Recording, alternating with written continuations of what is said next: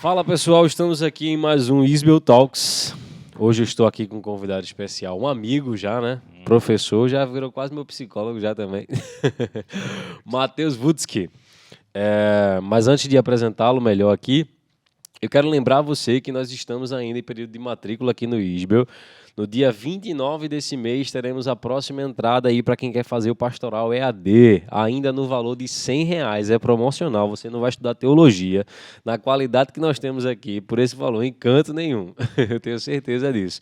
Mas, além disso, a gente vai conversar ainda sobre o curso do UTS que existe aqui, né, na instituição, mas temos a nossa página do EAD Guru, onde tem os nossos cursos avulsos que você pode estudar da sua casa. Também em promoção, tá? Os valores estão aqui, excelentes. Todos os cursos estão no valor de R$ 127, que você pode parcelar em até 3 vezes, de R$ 44 e 18. Os que não tiver nesse valor, você vai entrar em contato com a nossa equipe, vai pedir o cupom do Isbel Talks e você vai colocar lá e vai receber o seu desconto. Beleza? Estou contando com você para estudar teologia, para a gente abençoar a sua igreja local, a sua vida, a sua família e todas as pessoas à sua volta. Bom, Woods que dispensa apresentações, porque ele já é nosso professor aqui na instituição há algum tempo e já tem tocado na vida de muitas pessoas aqui. Já participou uma vez aqui do podcast, né? Para conversar sobre o Setembro Amarelo. Esteve ele e a sua sócia aqui. Mas, Uds, que eu queria que você se apresentasse mais uma vez para quem não te conhece ainda, sua família, sua formação. Manda bala aí. Fala pessoal, prazer estar aí, conversando aí com o Lucas, pessoal do Isbel, esse lugar tão querido aí pela gente. Como o Lucas já falou, a gente já está aqui há um tempo, né? Quanto tempo já, Uds? Cara, eu acho que é uns 3 anos. Caramba. Acho que é uns 3 anos já como professor, né? E para me apresentar um pouco, né? A minha primeira ocupação profissional é psicologia clínica, né? Então eu trabalho com consultório de psicologia, já está indo acho que esse ano para o sexto, acho que é 7º ano que eu estou indo para o consultório. Legal, cara. Eu também tenho a formação em teologia, né? Por ser uma área de interesse que eu sempre gostei também. Então eu trabalho na área clínica como psicólogo, mas também estou aqui no Isbel como professor. Concentro hoje, né, a minha parte ali de ensino e docência na área de aconselhamento, né, em algum tipo de disciplina que também envolva a parte de psicologia, né. E pela minha formação em psicologia e teologia, a gente acaba sempre tendo esse diálogo, né. A gente acaba trazendo esse tipo de contribuição em que a gente consegue fazer esse diálogo entre a parte da ciência da psicologia e algo relacionado à teologia, né? Eu sei que isso em alguns meios é até meio polêmico, é meio complicado, né? Mas a gente gosta disso, né? É o que a gente gosta de fazer e a gente, né, tem visto bastante resultado aí e tem sido bacana, né? Um dos resultados disso é esse curso aí que a gente gravou e que a gente está aqui para falar sobre ele, né? As Também. dores da alma também. Mas seu pai é pastor, não é isso? Meu pai é pastor, né, a vida inteira, né, aposentou recentemente, então sou filho de pastor. Estou em igreja, então, desde a concepção, praticamente, né? A gente diz assim que sendo berço cristão, né? Então, a realidade de igreja é uma coisa assim que eu conheço muito bem, já desde pequeno, a realidade, principalmente também da parte ministerial, do pastorado, porque, consequentemente, você está ali dentro, né? Você está inserido por conta de ser, de participar de uma família pastoral. E também, curiosamente, hoje, boa parte do meu trabalho, até como clínico em psicologia, é atendendo pessoas ligadas a lideranças, né, ministeriais.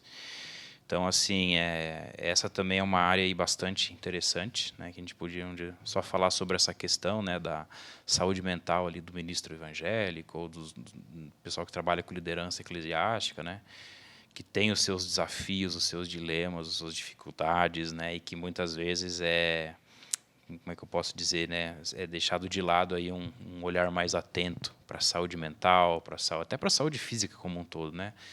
Então, um dos nossos desafios, né, e tem sido aí também trabalhar na saúde mental desse público, né, de líderes pastores, filhos de pastores, né. Então, é um público literalmente que precisa, né, cara? E literalmente Cara, a questão que você demais, falou, né? O demais. negligenciar. A fala que socorre essas pessoas, entre aspas, é o Deus cuida. Então. Bem complexo. Deus cuida, mas às vezes ele usa de meios para realizar esse cuidado. Exatamente. Né? Casado também, né, Utski? Casado com a Ana Casado. Paula, indo para o 3º ano de casado. Ainda não Isso. tenho filhos, mas estamos aí já, Eu lembrei agora quando você falou na aula, você é fleumático casado com a colérica. Melancólico. Melancólico casado com a colérica. Casado com a colérica. Combinação bem interessante. Bem isso. Mas Bem depois é um assunto para outro podcast também. Assunto para outro podcast. Algo interessante, eu até falei sobre isso domingo passado, na igreja lá em Curitiba, sobre a questão da ética cristã com a ética no trabalho, né, com relação à psicologia e tudo mais, e que é bem difícil realmente você, hoje, para as pessoas, não, a ética cristã eu deixo de lado enquanto eu estou atuando, e isso, para a gente não existe isso, né? Não. Cristianismo, a ética cristã, ela sobrepõe tudo aquilo que a gente vai tocar, né, cara? Exatamente. Que é o que eu falo assim, que o desafio, né, que essa é uma pergunta que as pessoas fazem muito, né? Então como é que é você como profissional de psicologia e sendo cristão, ou muita gente quando vai entrar no curso de psicologia vem com essa dúvida, né? Poxa, como é que eu vou me manter saudável espiritualmente, estando ali, como é que eu vou conciliar? E eu sempre digo o seguinte, você tem que ter muito claro a sua visão de mundo, a sua cosmovisão, né? Então, assim, poxa, se eu sou cristão, eu tenho uma visão de mundo. E essa visão de mundo ela é fundamental, né? A ideia de visão de mundo ela traz esse conceito, né? Algo que é basilar ali na tua vida, né? Então, assim, é a partir dessa visão de mundo que você enxerga tudo o resto. Você enxerga trabalho, você enxerga relacionamentos, você enxerga tudo, né? Então, não tem como... esse é o desafio, assim. Então, de fato, não tem como eu ser um psicólogo que, né, quando eu sou psicólogo, eu, não sei dizer, me abstenho da minha visão de mundo. O que a gente faz na clínica, né, como é que eu posso dizer? Na clínica você tem um objetivo profissional. Então, assim, o objetivo profissional, ele diz respeito ali a ajudar o paciente a lidar com o sintoma dele, com a queixa dele, com questões muito pontuais, com questões específicas relacionadas a transtornos mentais de forma geral. Então, o paciente quer tratar ali problema de ansiedade, um problema de depressão, um problema de burnout, um problema, enfim, de estresse, ou de um luto patológico, alguma coisa assim. Então, quando a gente está no consultório de psicologia, a gente se atém, né, a esse escopo de ferramentas que a psicologia me oferece. Então, assim, nesse sentido, eu digo assim, eu me limito a esse objetivo. O meu objetivo é te ajudar terapeuticamente em questões pontuais, né? Agora, é claro, sempre vem aquela questão, tá, mas não tem, né, você às vezes não acaba tocando em questões mais existenciais, questões mais profundas, questões mais assim que tocam, então, princípios, valores, né, da vida da pessoa. Aí a única questão é o seguinte, e acho que esse é o ponto positivo, né? Dentro do consultório de psicologia, não importa a minha religião, vamos assim dizer, né? Então, assim, eu me oriento pelo meu paciente ali. Então, se eu estou atendendo uma pessoa que não acredita em Deus, eu vou seguir, vamos assim dizer, a trajetória dele ali.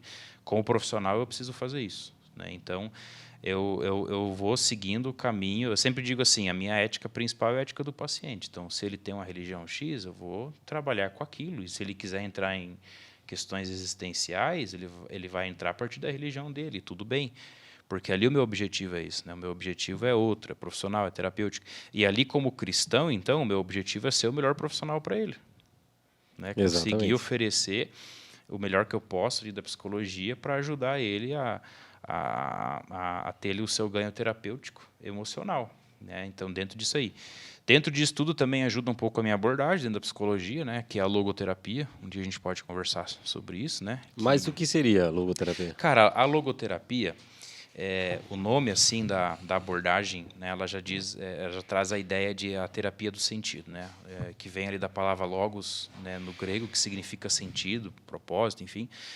E terapia, então é a terapia do sentido, né? Então, assim, grosso modo, né? Só para vocês entenderem, o criador da logoterapia, ele é uma pessoa, né? O Viktor Frankl, e ele era médico, ele era psiquiatra e ele era judeu.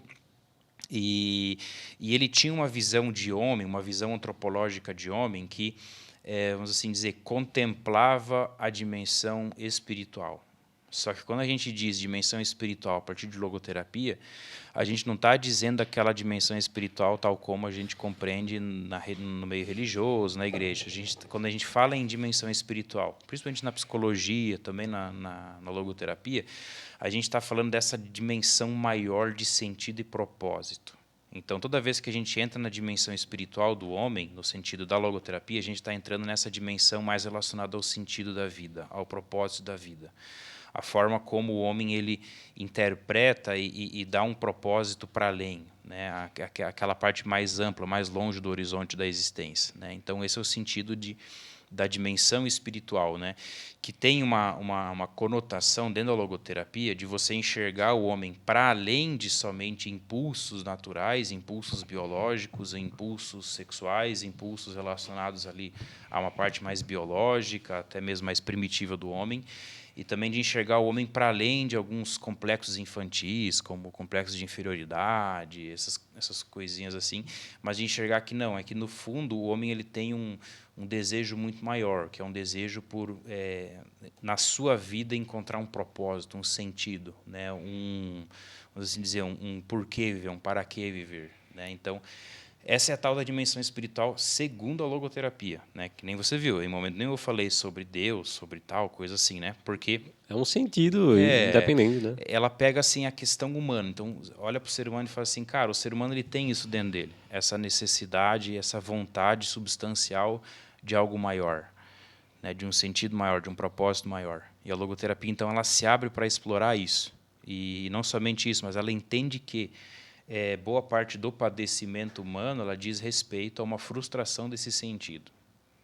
Então, é quando a pessoa ela não consegue viver, por exemplo, para além de uma vida egoísta, para além de uma vida isolado em si mesmo, buscando prazeres, buscando muitas vezes afirmação pessoal, buscando fazer coisas somente para se sentir aceito, valorizado e tal.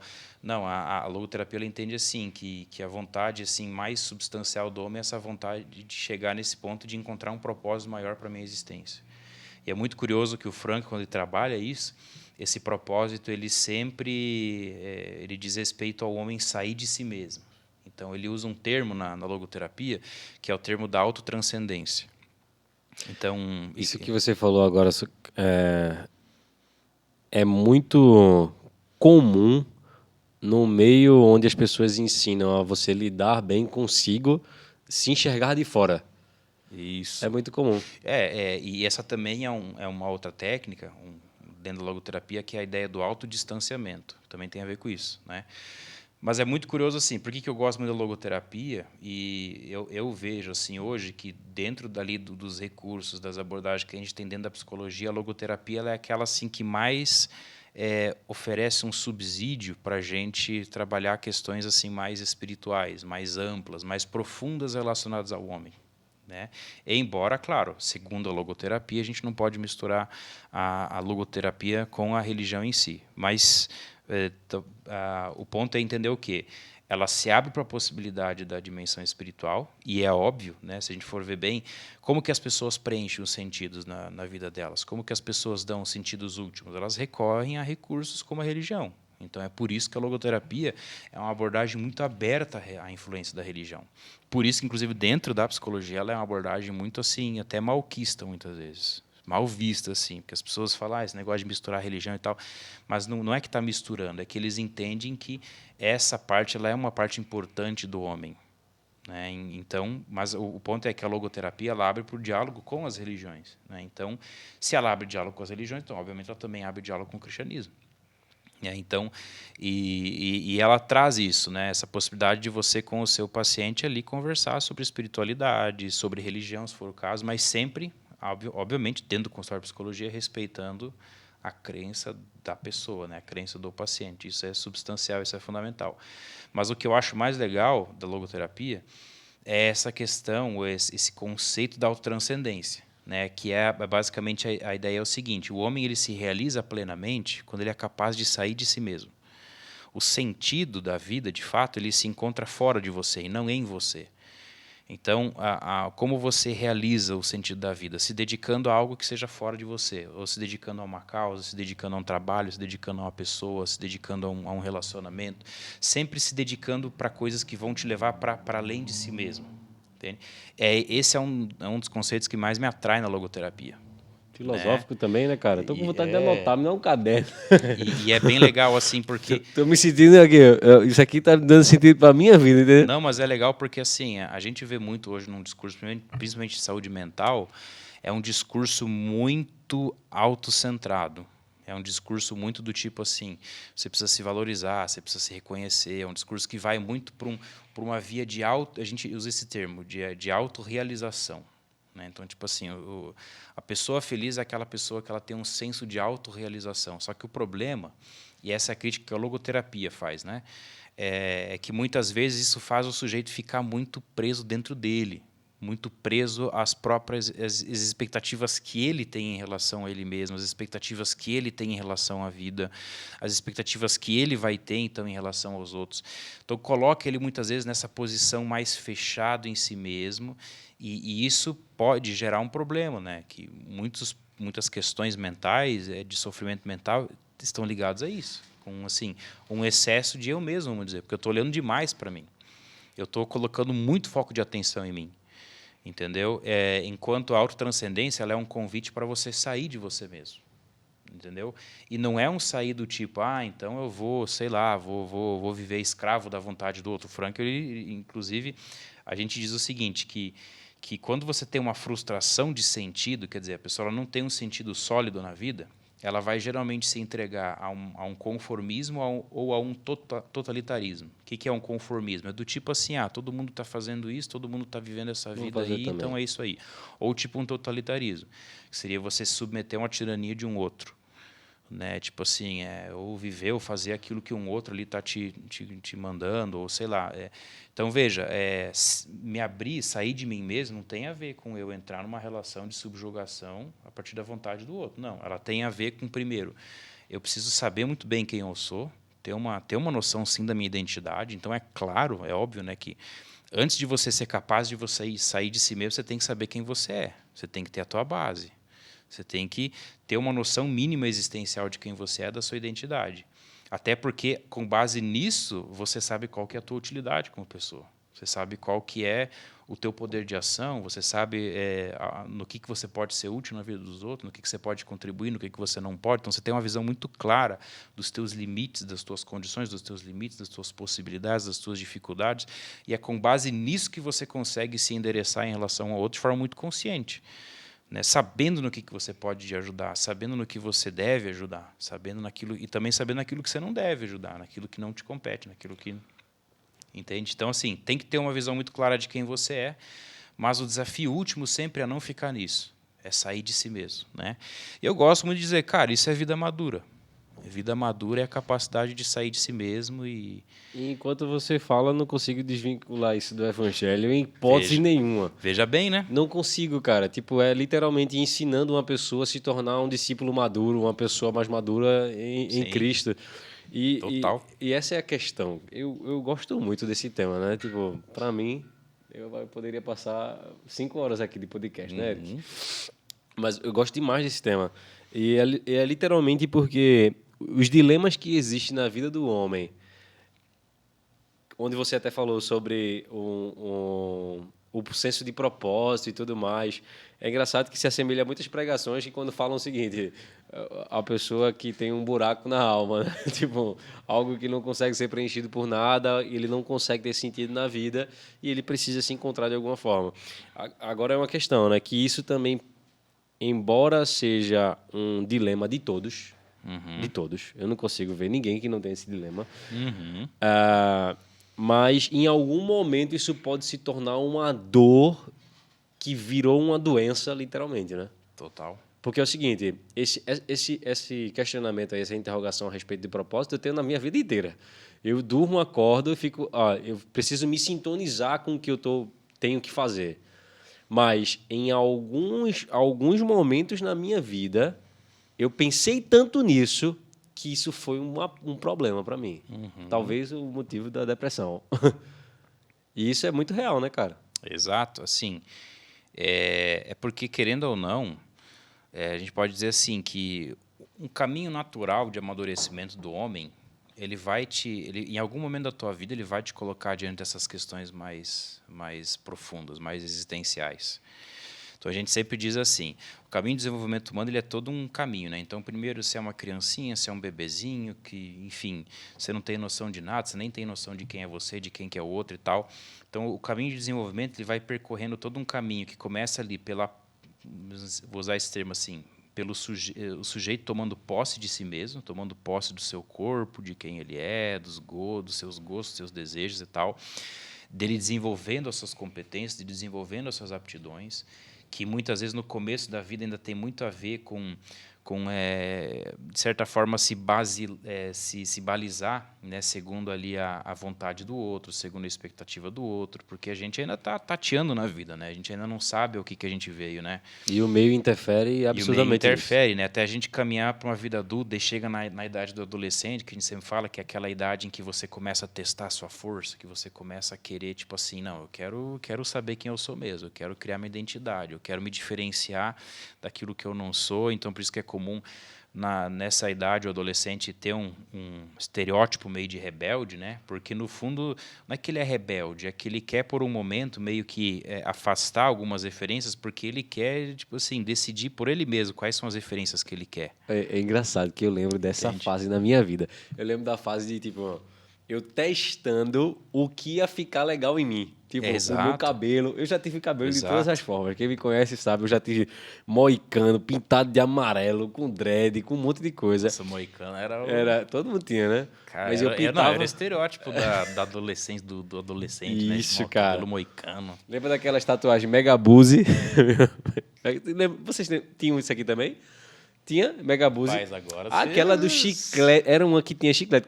Quem aqui no podcast já botou Megabuse no braço? Era um chiclete, mano, que ficou tatuagem que você colava no braço assim. Tá. Aham.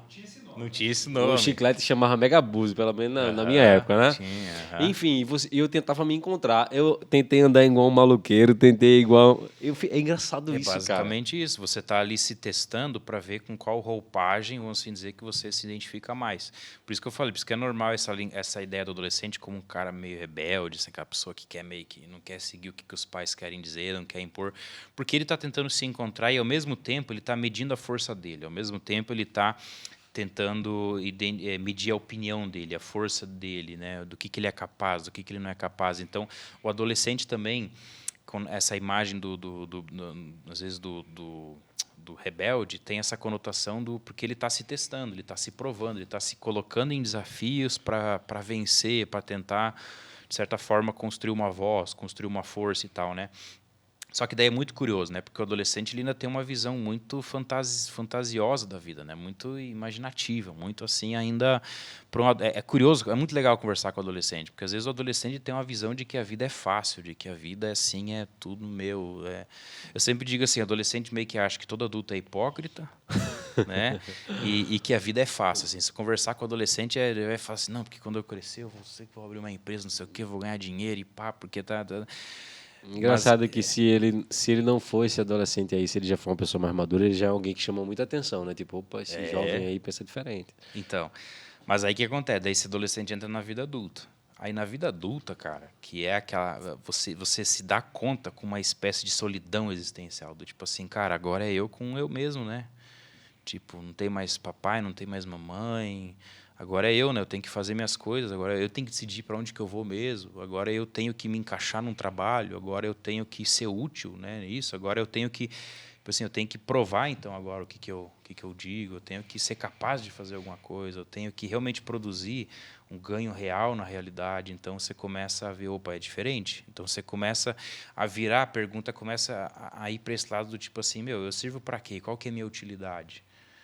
E aí que é quando você quer tentar se descobrir, até quando muitas vezes até você já sabe da tua utilidade, dos seus dons, das suas aptidões, mas você sempre vai aproximando mais de questões existenciais, entende?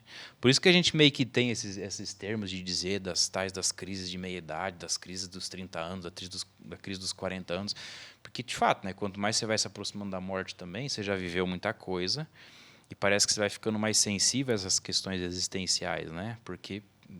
Até porque a morte ela vai se aproximando, né?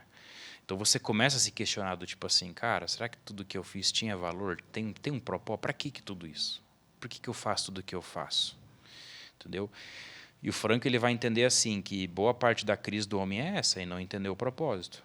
Então, por exemplo, quando a gente olha para o nosso contexto hoje, cara, ser humano hoje, a gente vê um ser humano muito hedonista, né? Quando a gente diz hedonista, é um ser humano que é muito centralizado nas experiências sensoriais do hoje, do agora, no prazer, movido ao prazer no sentido assim de satisfações primárias. Então, movido à vontade de ter boas experiências, consumir coisas legais, enfim, se sentir legal, ter bons momentos, ter boas experiências que sempre vão estar correspondendo com uma expectativa individual de ser feliz, de estar satisfeito. Então, é muito comum a gente escutar esse tipo de terminologia até, né? Tipo assim, eu não estava feliz no casamento. Eu não estava feliz no meu trabalho. Eu não estava feliz. Então, sempre está trazendo muito por um eu que está insatisfeito, mas com base no quê? Com base em expectativas individuais que se frustraram. Existe uma idade, cara, onde o cara vive mais esse tipo de crise? Ou Cara, você falou sobre isso, né? Tipo, as pessoas saem falando das crises e tudo mais. Mas de acordo com a tua experiência, sei lá, o maior número de pacientes que chegam com esse tipo de crise aí chegam em uma determinada idade. Que é um dado importante para a igreja, né? Claro que a gente diz assim, que maturidade mental, essas coisas assim, é muito subjetivo, né? Às vezes você está conversando com um adolescente que já tem essa crise, né? É curioso. Às vezes você está conversando com um adulto de 40, 50 anos que não está nem preocupado com isso, né? Então, Mas um assim, dia vai estar ou talvez nunca? Talvez, cara, sinceramente, talvez não, né? Eu acho assim que existe sei lá, uma propensão maior de ali na casa talvez dos 30, quando você já passou aquele fuzuê, aquela euforia, né, do início da idade adulta e tal, daí você começa a realmente ver, cara, a vida é isso mesmo, né? Tipo, trabalhar, fazer as coisas, né, viver e tal. Então você começa a perguntar mais esse tipo de coisa, né? Mas assim, qual que é o BO disso, né? A gente vive hoje uma sociedade muito hedonista, né? Quando, de novo, por hedonista eu quero dizer essa modalidade de vida em que eu centralizo demais a minha vida em cima de expectativas individuais em busca de realização, então, dessas expectativas. Minha felicidade é meu prazer. É mais ou menos isso, né? Porque você vai falar, cara, mas isso está errado. Eu vou falar assim, cara, não é que isso está errado, mas é que, como é que eu posso dizer? Existe uma modalidade acima dessa. Entendeu? Que é quando você, vamos assim dizer, você tem uma virada de chave em que você não vive mais somente para realizar expectativas individuais, mas você aprendeu a se colocar para além de si mesmo e ser alguém que vai ser resposta para outras questões. Você vai ser respostas para demandas dos outros. Você vai ser respostas para demandas da vida. Você vai ser alguém que a gente diz isso, que aprendeu o valor de servir na existência. E, curiosamente, tá?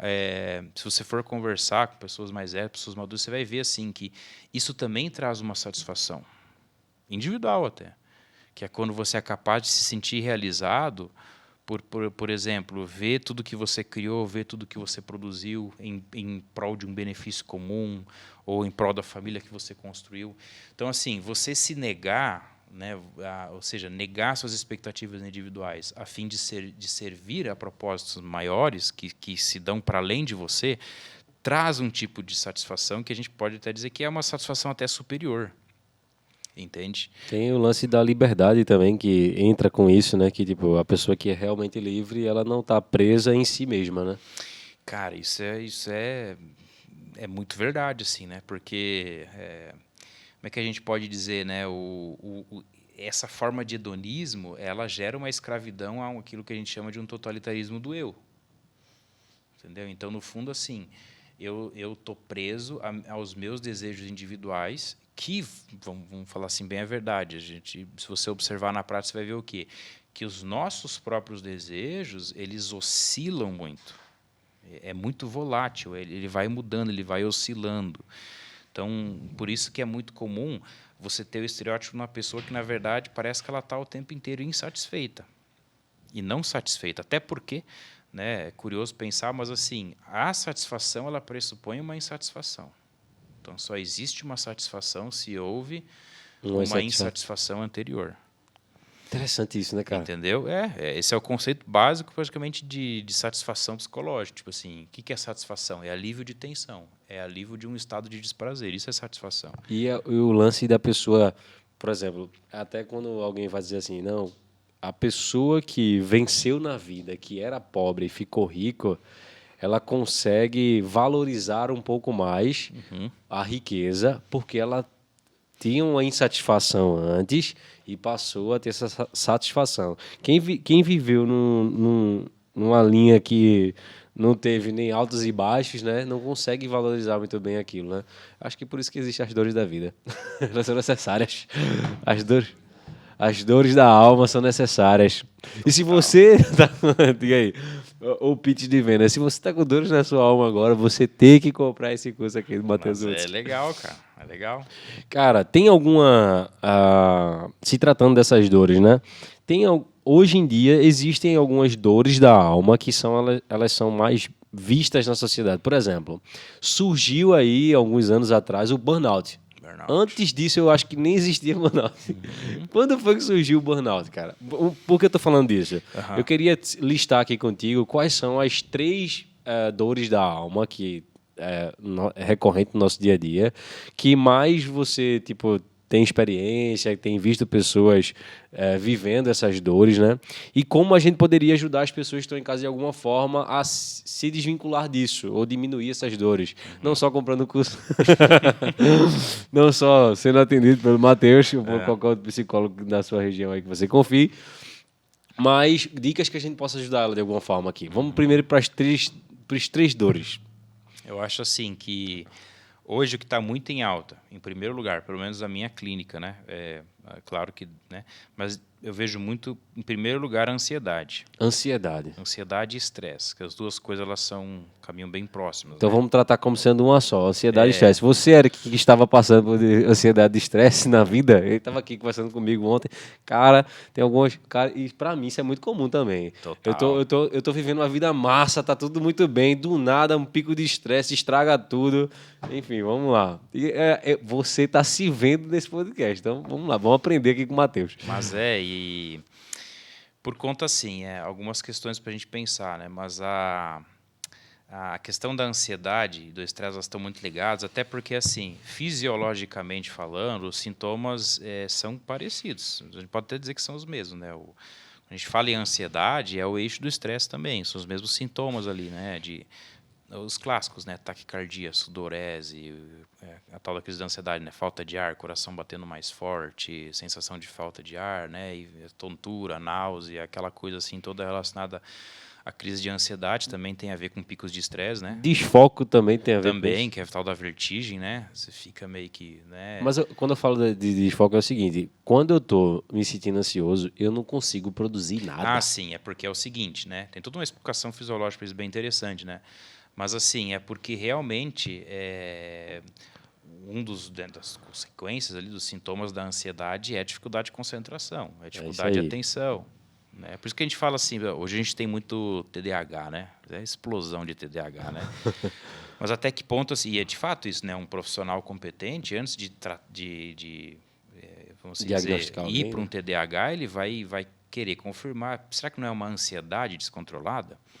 Porque uma ansiedade descontrolada ela vai produzir sintomas de TDAH, porque se você está muito ansioso, você não vai conseguir se concentrar, você não vai conseguir focar em algo. A ansiedade ela produz uma agitação que ela te dificulta muito esse foco que você precisa. Entende? Então, assim, tem essa questão de você entender essas questões dos sintomas, né? Hoje, a ansiedade e estresse, né, estão muito ligados a questões relacionadas ao nosso estilo de vida, que é um estilo de vida muito agitado, muito rápido, muito inquieto, né? Ao excesso de uso de mídia social, de rede social, né? Excesso de tela, que sempre traz demais assim à tona a referência de um mundo muito perfeito, de um mundo muito idealizado, de um mundo muito assim colorido somente com coisas muito grandiosas, muito boas assim e tal. Então você começa a ter uma expectativa muito grande sempre por coisas altas, coisas grandes, coisas boas e não sei o quê. Você está se comparando com pessoas que são melhor do que você, que são profissionais, é ganhar dinheiro, é se dar bem, é ter sucesso em tudo na vida e tal. E isso está sempre muito em evidência. Ansioso só de tu falar. Você já fica agitado, cara. Porque é um excesso de demanda que vem assim e quando vê você está respondendo essas demandas, sabe? Que vem de fora, assim. Então, hoje o nosso mundo ele é muito ansioso por conta disso, né? Sem contar que tem até um fator ali assim vamos assim dizer, de atenção mesmo, né? Então, por exemplo, uma rede social hoje, como um TikTok, um Instagram da vida e tal, eu digo assim, eles fazem você desaprender o que é ter uma atenção concentrada. Porque, por exemplo, o Instagram é um jogo rápido, cara. É jogo rápido, é o tempo inteiro, estímulo novo, varia. Então, né, antigamente existia ainda aqueles vídeos mais longos. Como é que era o nome dos vídeos mais longos no Instagram? Que hoje tem os Reels, que são mais curtinhos, mas ainda tinha o outro, né? IGTV. Isso. Cara, hoje não tem mais IGTV quase, né? Cara, eu tava pensando nisso antes de vir para cá, e não era nem com essa intenção, que é o seguinte, no marketing a gente tratava muito o seguinte, 8 minutos era o tempo mais ou menos que você ficava na televisão assistindo algo até aparecer o próximo intervalo. 8 minutos. 8 minutos, que era o reclame do Plim Plim. Até o próximo intervalo. E a nossa mente conseguia ficar concentrada por esse tempo. Hoje, não temos mais vídeos tão longos assim. Até podcast, cara. Eu não consigo sentar para assistir um podcast completo, só se for o Isbel Talks. Mas eu não consigo sentar para ouvir um podcast completo. Eu tenho que estar fazendo outra coisa e ouvindo. Mas se eu parar para assistir algo, depois de 8 minutos eu já me desconcentro. Se não for um filme muito bem elaborado, isso. Pode ter certeza que eu vou sair de cena. Se não for imersivo, né? Aquela experiência imersiva. Isso, né? Cara. Exato. Então, assim, querendo ou não, é uma espécie de desaprendizado de uma capacidade de uma atenção prolongada, de uma atenção focada. Porque hoje a gente está, então, muito sensível a estímulos rápidos, né? Estímulos rápidos. Eu não aguento ficar por muito tempo numa coisa só. E, cara, isso tem tudo a ver com uma questão até cerebral mesmo, né? Uma questão neuropsíquica, né? Neuropsicológica, né? Ligada à questão da dopamina. Então, por exemplo, a dopamina hoje é o nosso neurotransmissor ali que atua no nosso sistema nervoso central e que ele é responsável por modular a sensação de prazer, né? Aquela sensação de prazer imediato. Você toma um café gostoso, sente aquela sensação de prazer, né? Toda vez que você olha um Reels legal no Instagram, aquilo te dá uma dosezinha de dopamina, né? Só que qual que é o problema? Essa dose de dopamina ela é liberada em intervalos muito curtos. Então, a gente acaba ficando mal acostumado com prazer. Por isso que a gente diz que rede social é um inimigo da produtividade, por exemplo. Né? Inimigo de estudar, assim, essas questões assim. Por quê? Porque aqui você vai se condicionar muito a uma modalidade de prazer rápida, barata. A gente até usa a expressão de dopamina barata, né? Que aqui você não está fazendo nada, você não está produzindo um esforço nenhum, você só está rolando o dedo e olhando e dando risada e curtindo e vendo coisa que você gosta. Então, você está liberando dopamina o tempo inteiro. Por isso que isso te capta também, quando vê você está ali 1 hora fazendo aquilo. Né? E isso é o que te faz perder o prazer na leitura de um livro. Em outras coisas, porque assim, para e pensa comigo, né? O que teu corpo vai entender? Cara, entre eu ter uma dose de dopamina, assistindo um Reels de 15 segundos, e eu ter uma dose de dopamina, depois de ler 1 hora de um livro, cara, óbvio, né? Você vai preferir os 15 segundos com a dose de dopamina. É muito melhor. E o teu corpo te puxa para aquilo, né, cara? Te puxa, não é o inimigo. Não é uma questão de aprendizado mesmo ali, relacionado à sua parte cerebral mesmo também, entendeu? Por isso que é importante essa questão de treino. Cara, e é interessante assim, o que está em altíssima hoje, né, relacionado a TDAH, cara? É questões de você aprender técnicas de mindfulness, técnicas relacionadas à atenção plena, relacionadas à meditação, não sei o que e tal. Porque essas técnicas elas vão te fazer reaprender a capacidade de se manter concentrado, focado em uma coisa só durante um longo período de tempo. Vamos falar um pouco dessas ferramentas aí já, mas eu queria listar contigo aí quais são as outras duas. A gente falou sobre a ansiedade, né? Eu quis falar sobre uma já dá assunto, né? É porque é justamente isso. Eu acredito que, não sei se vai ser assim, né, nas suas respostas aí, mas é como se a solução para um também ajudasse nos outros. Ajuda, né? de certa forma, né? É, isso aí. Mas vamos pro Cara, e próximo. depois, assim, né? Ansiedade. Mas hoje, top 1, ansiedade e É, estresse. cara, é a ansiedade. Principalmente na nossa realidade, né? Inclusive, isso é um dado do Brasil, né? O Brasil é o país mais ansioso do mundo. Caramba, não O sabia Brasil disso. hoje é o país que mais consome ansiolítico no mundo. É o Brasil. Interessante, cara. Então, assim, isso é curioso, né? Mas eu diria assim que depois ali da ansiedade, você vai ter problemas relacionados, por exemplo, é que é difícil dizer, né? Mas você tem o burnout, por exemplo, hoje.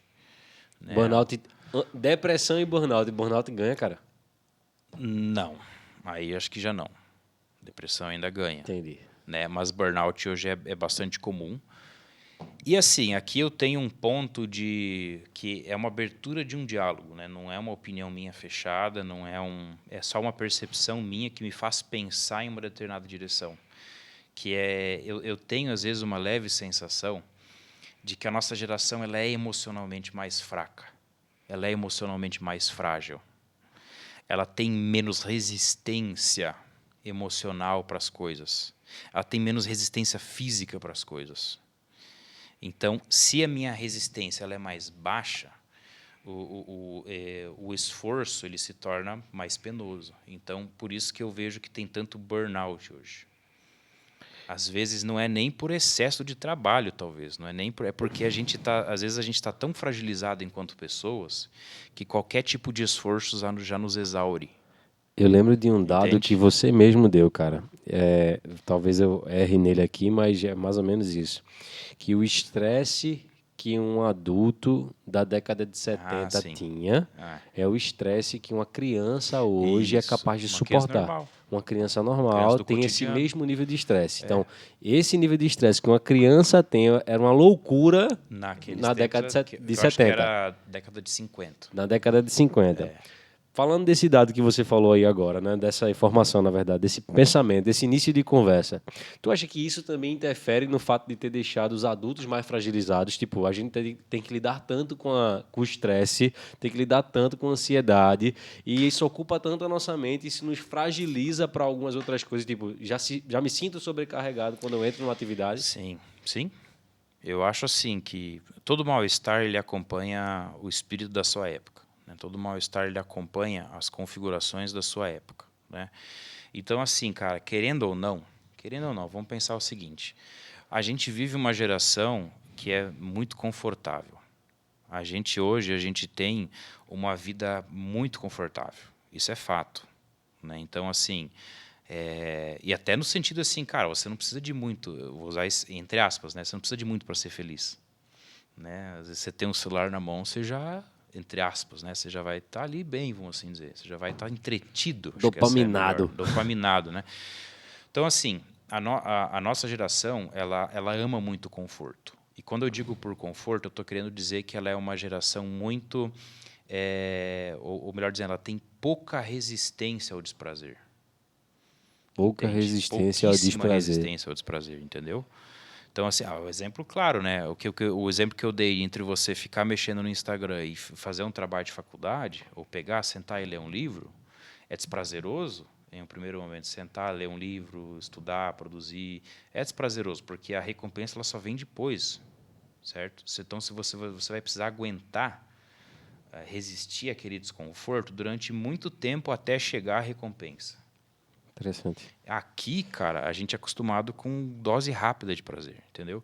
Então, assim, um questionamento que eu tenho feito até como profissional de saúde, que enxerga um pouco isso, é assim, cara, eu acho que a nossa geração, ela se fragilizou muito. O excesso de conforto deixou a gente mais frágil. E isso intensifica a quantidade do E aí, burnout. o que acontece? Eu sempre uso o exemplo da atividade física, né? Por exemplo, né, vamos dizer que e de fato, né, é curioso isso, né, mas tipo hoje a gente vive a geração das academias, né, porque assim, cara, Do shape. e Eric outra, tá querendo né, botar o shape também. Eric vai botar o shape. Botar o shape, Eric. tipo, antigamente os trabalhos eles eram mais físicos, mais braçais, então você mexia o corpo, você mexia o esqueleto, né. Hoje em dia não, o sedentarismo é algo comum. Então a gente precisou criar esses recursos para colocar o corpo em movimento para o corpo não adoecer. Profissão certo? boa é aquela que fica parada e não tem computador, né? Mas é o que eu sempre digo assim, quando você começa na academia, né? Vamos dizer, primeiro dia de academia, você nunca fez academia na vida. Você vai levantar lá uma quantidade X de peso e você vai sofrer muito para levantar essa quantidade X de peso. Né? Por quê? Porque a tua resistência ela é baixa ainda. Eu bem me lembro deste dia. É, não é? Que eu lembro até hoje, a primeira vez que fui fazer supino, tinha até um cara que brincou comigo e falou assim, cara, você está usando peso de mulher no supino, né? Envergonhado disso. Porque você não tem noção nenhuma daquilo, né? Uma coisa esquisita, né? Mas assim, então, beleza, o sujeito está começando, ele tem uma resistência muito baixa ainda, aquilo. Então, realmente, se você pegar... Eu vou dar um exemplo, então, só para entender. Você tem lá o supino reto, né, na academia, né? O exercício para peitoral. Chega lá o sujeito no primeiro dia de academia, ele bota, sei lá, 5 quilos de cada lado. E já morre e tal.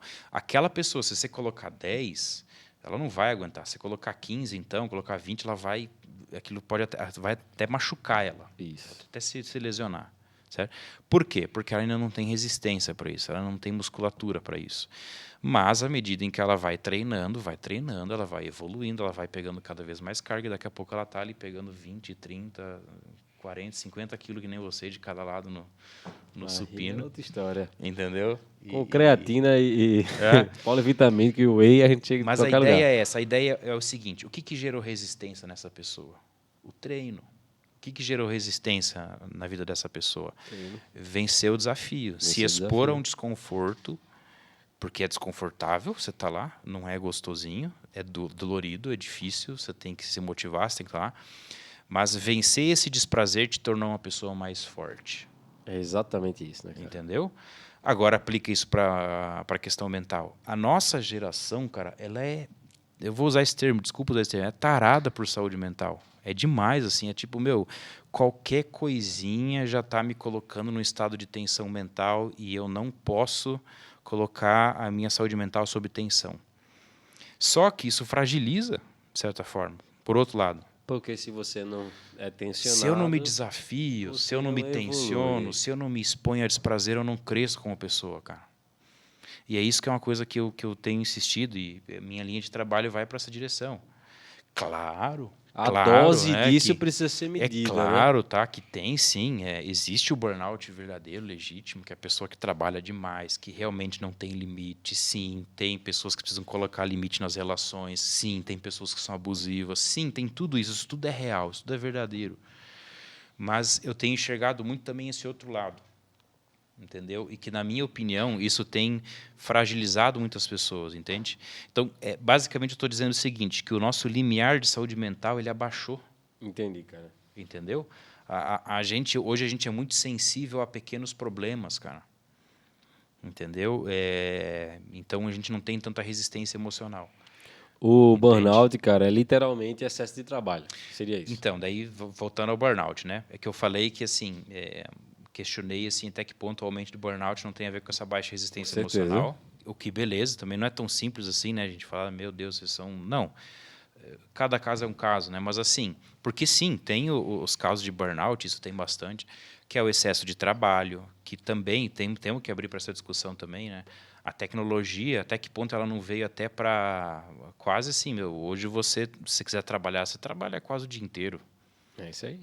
Até por conta de acesso à tecnologia, acesso à informação. Você não precisa ir para uma empresa para trabalhar. Você entendeu? Então, assim, a nossa configuração ela também produz isso. Assim. Às vezes você fica ligado no trabalho demais, né? Então, é claro que isso também vai gerar um cansaço mental, uma exaustão mental, que aí é o que a gente entra aí num quadro de burnout, né? Porque o burnout literalmente significa isso, né? Acabou a energia.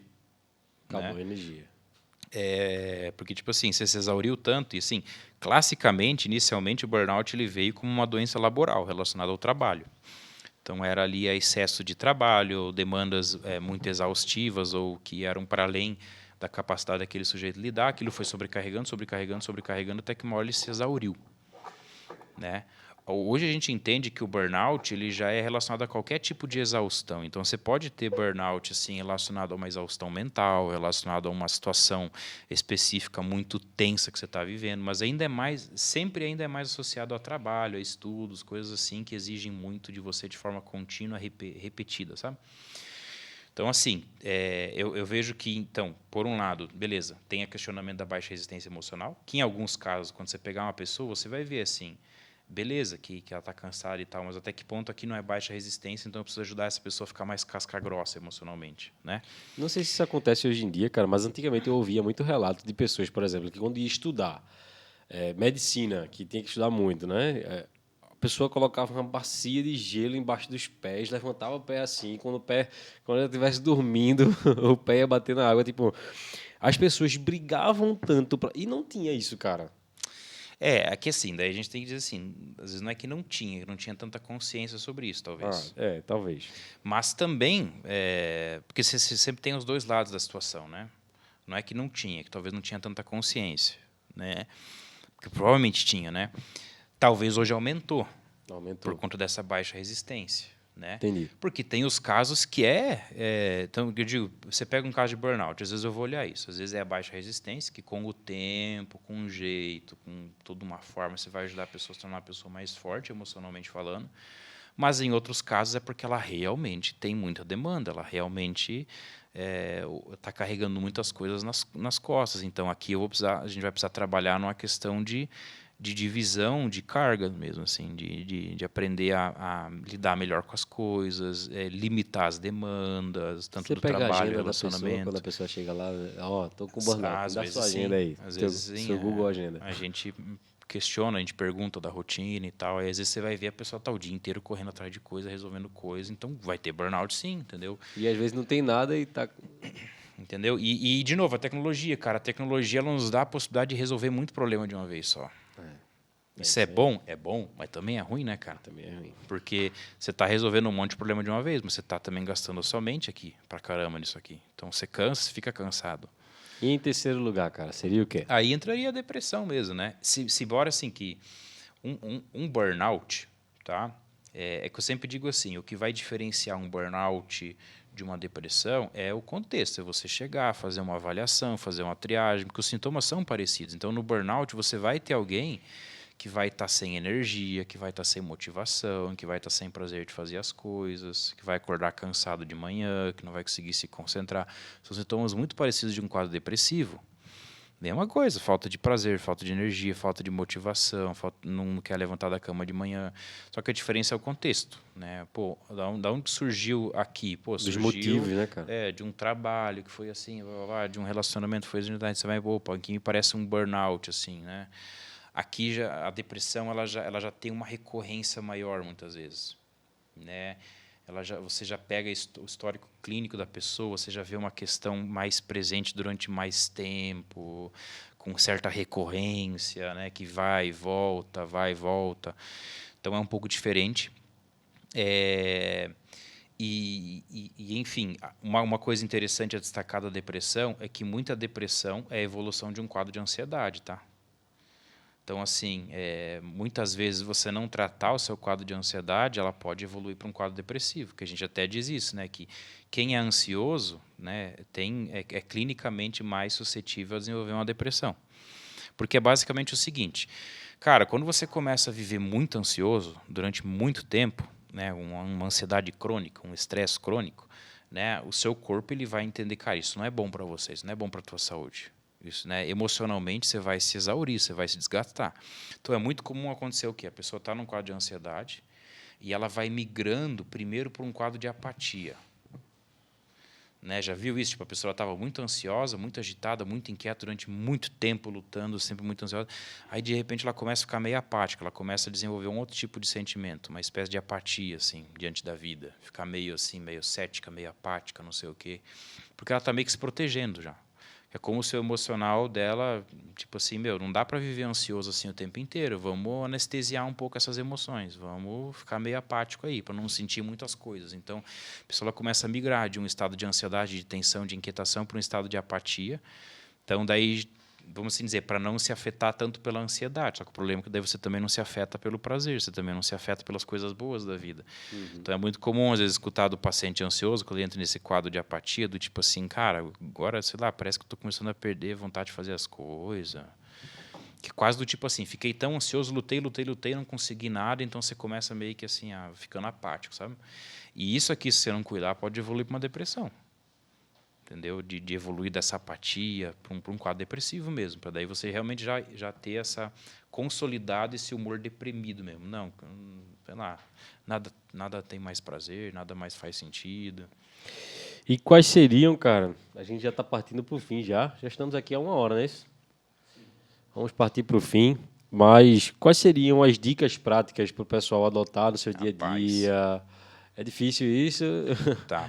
mas eu lembro que você falou de algumas ferramentas, né? Tipo, algum modo de estudo. Eu não lembro do termo que você utilizou.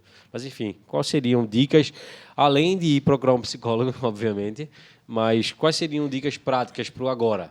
O que é que eu posso fazer para me ajudar com o meu sintoma de ansiedade, com meus sintomas de depressão?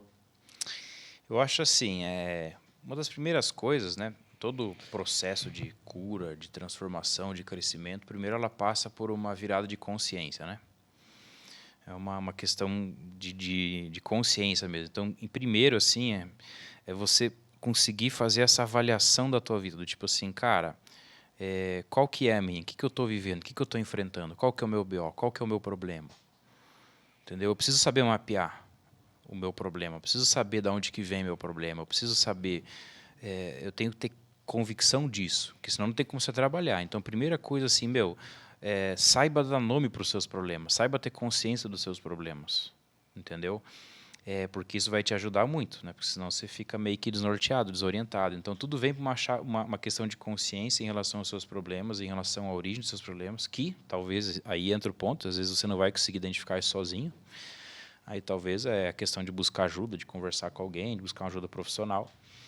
Depois disso, eu diria assim, cara, a gente precisa aprender a olhar para a gente e entender quais são os nossos limites, quais são as minhas capacidades, quais são as minhas aptidões, quer dizer, até onde o meu braço alcança, até onde eu consigo ir, até onde eu não consigo ir, do que eu posso, o que eu não posso, entender quem eu sou, os meus limites, até onde eu posso ir, até onde eu não posso ir, até onde eu devo ir, até onde eu não devo ir. E aí, com base na consciência, né, do meu tamanho, vamos assim dizer, do tamanho do meu braço, do tamanho das minhas capacidades e condições, aí eu vou de novo olhar para os meus problemas e vou olhar para os meus problemas e ver assim, cara, será que eu não estou então assumindo problemas para além da minha capacidade? Será que eu não estou abraçando o problema que não é meu? Será que eu estou, sei lá, lutando com um problema da forma errada? Será que o problema da minha vida é que eu estou tentando resolver coisas que eu não vou ser capaz de resolver? Então, eu começo a desenvolver uma noção mais realista da minha vida, entende? Eu entendo meus problemas, eu entendo a minha capacidade, eu entendo o tamanho do meu braço. Eu gosto de usar essa expressão, dizendo assim, até onde eu sou capaz e não, entendeu? E eu tenho que ter isso muito bem alinhado. Porque boa parte do nosso sofrimento emocional é porque a gente está diante de problemas maiores do que a gente é capaz de resolver, ou porque a gente está tendo um foco errado sobre o problema, ou a gente está enxergando os problemas de uma forma desproporcional, e sempre desproporcional em relação ao quê? A minha capacidade de ação.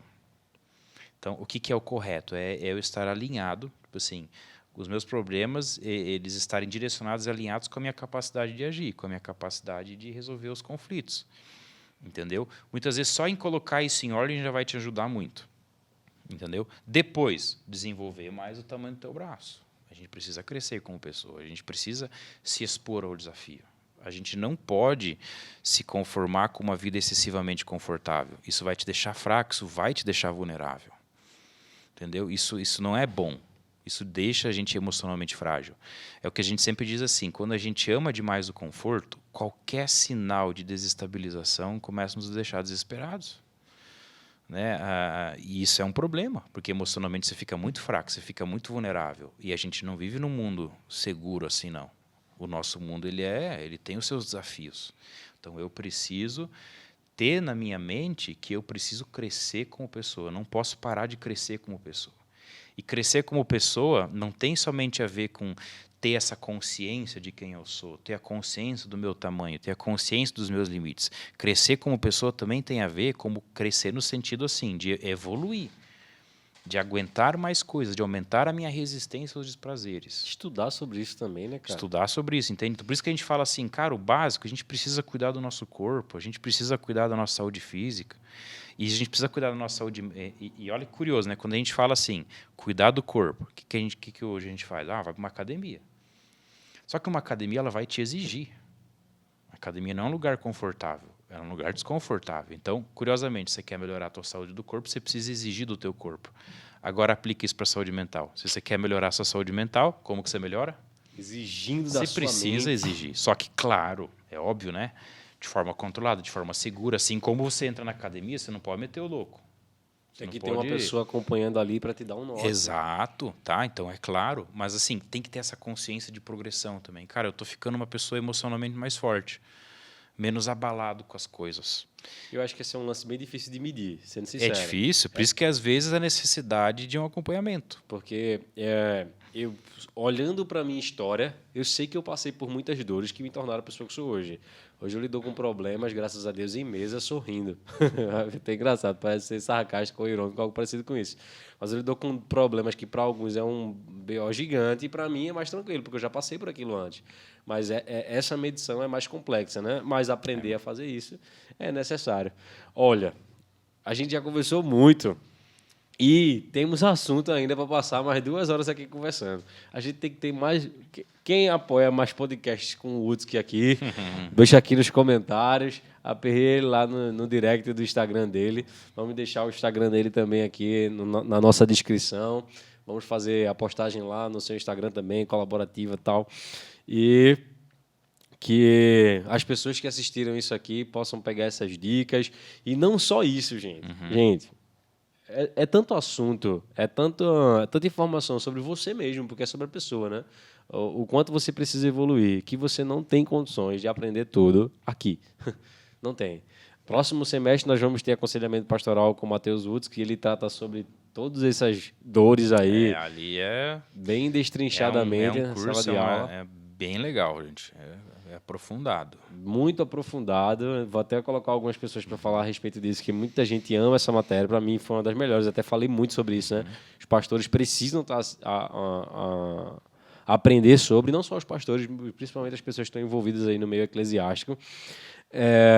Mas também tem as dores da alma, que é o curso que nós temos disponível para agora. Se você quer começar a aprender sobre isso agora, você vai entrar lá na plataforma. Vamos deixar o link aqui abaixo também e você vai ter acesso a isso. Tá ok? Perfeito. Matheus, muito obrigado. meu querido, muito obrigado por essa conversa. É uma maravilha estar com você aqui. E vamos marcar mais um podcast, né? Perfeito. Vamos estar conversando também com a sua sócia, né? A Mari Mariana. aqui.